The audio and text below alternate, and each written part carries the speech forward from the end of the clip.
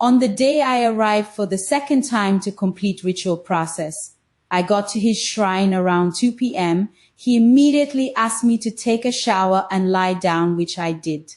He climbed on top of me and had an aggressive sex with me for hours. When he was done, he climbed me after a few minutes later and had another aggressive sex with me from 10 p.m. to 2 a.m. He at some point took me outside of the shrine and was still on me the whole night chanting while he did it. When I felt he was done, he brought me back inside and asked me to sleep, which I did. When I woke up, it was already 12 p.m. the next day. He asked me to leave and await the turnaround of events after telling me how he has put in wealth into my body through his manhood. After I got home, the first week passed, nothing happened. The second week passed, still same, like the suffering was getting worse and we could barely even feed. The third week felt like the most terrible. Nothing had changed for me or my mum, but instead I noticed that my period had not come. I could not tell my mother as that may kill her. She was still struggling to give us food and then this. So I decided to call the native doctor and tell him that things seemed worse for us, as well as my missing period. He told me he was aware of that and he is the one holding it and will release it soon. He also told me that my destiny was delayed, but he's working on it. After a month came and passed, I was getting more uncomfortable with my body, so I decided to run a pregnancy test, and truly I was pregnant for this native doctor.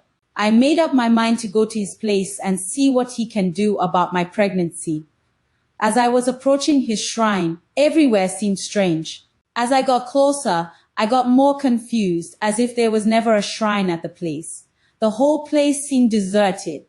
The shrine was empty and I almost didn't recognize that it was the same place I had come to twice and stayed in the past. I left immediately to Flora's place since I wasn't getting through to her phone in a while since I was on the ritual process with her relative. But on getting to her place, I met even the greatest shocker. Her neighbor told me that Flora and her mother had moved out over a month ago and he had no idea to where. So I asked about her father, but was told her hasn't been seen even before Flora and her mom moved. From that point, I blacked out, but woke up and found myself at a hospital. I was told that I had already spent 4 weeks there and have been in coma all the while. I was also told I lost the pregnancy. Thanks to God, I remembered who I was and everything that concerned me. I finally met the man who saved my life.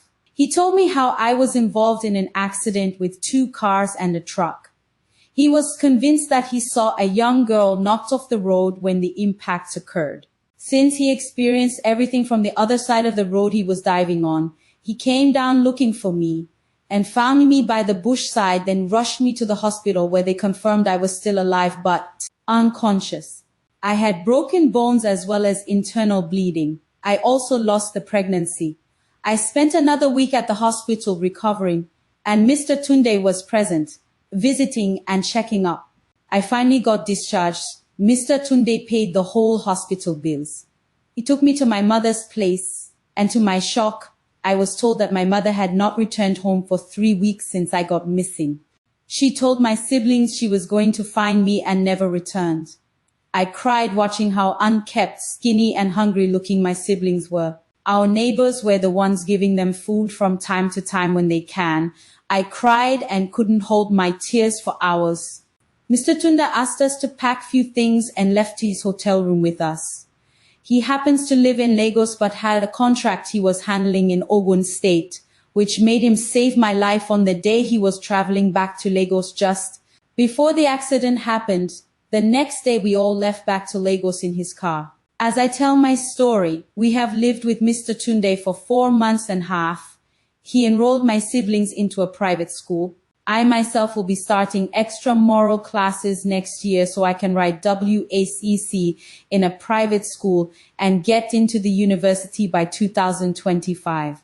Mr. Tunde is the only surviving child of his parents. He lost his parents and 3 siblings in plane crash in 2006. He has officially adopted us as his family and has been so good to us and makes us comfortable.